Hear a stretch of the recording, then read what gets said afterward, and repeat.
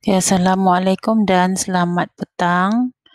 Hari ini kita akan belajar mengenai set semesta dan pelengkap. Okey, apa itu set semesta? Set semesta ni boleh dikatakan sebagai cerita utama kita. Misalnya kalau kita bercerita tentang pelajar SMK Putatan. Jadi kita akan cerita tentang pelajar SMK Putatan sahaja. Kita tidak cerita tiba-tiba masukkan cerita tentang pelajar SMK Tansau, tiba-tiba masuk cerita pelajar Saint Michael dan sebagainya lah. Jadi kalau kita bercerita tentang SMK Putatan, semua yang ada di dalam SMK Putatan sahaja. Itulah gambarannya apa itu set semesta. Misalnya contoh lagi, kita bercerita tentang memasak, tiba-tiba ada orang bercerita tentang tanam bunga. Jadi itu tidak termasuk dalam set semesta. Itu dia ya, ideanya apa itu set semesta. Sama jugalah dalam nombor. Kalau kita bercerita, misalnya dalam contoh 7 ni, dia cuma bercerita tentang nombor yang berada antara 10 dan 20. Maksudnya kita tidak boleh cerita yang kurang daripada 10 atau lebih daripada 20.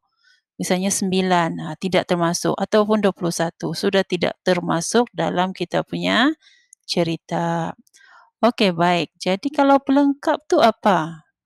Pelengkap ini maksud dia, kalau kita ada satu set N, selain daripada set N ni yang berwarna pink ini, itulah yang kita panggil sebagai set semesta dan dia diwakilkan dengan ada koma di atas dia. Itu maksudnya pelengkap. Selain daripada N yang berwarna pink ini adalah N pelengkap.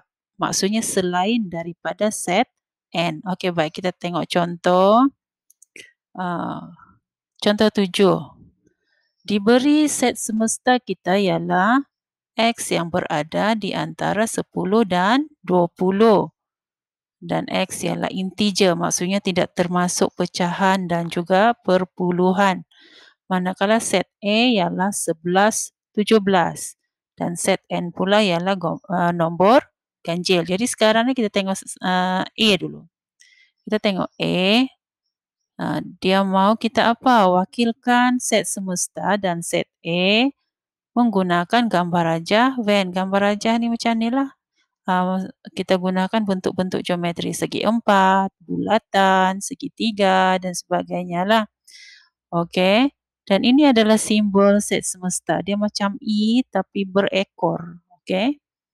Kemudian kalau set dia diwakili dengan satu bulatan. Dan setiap unsur kita wakilkan dengan titik, titik, titik. Mesti ada titik. Itu baru namanya unsur. Okey. Baik.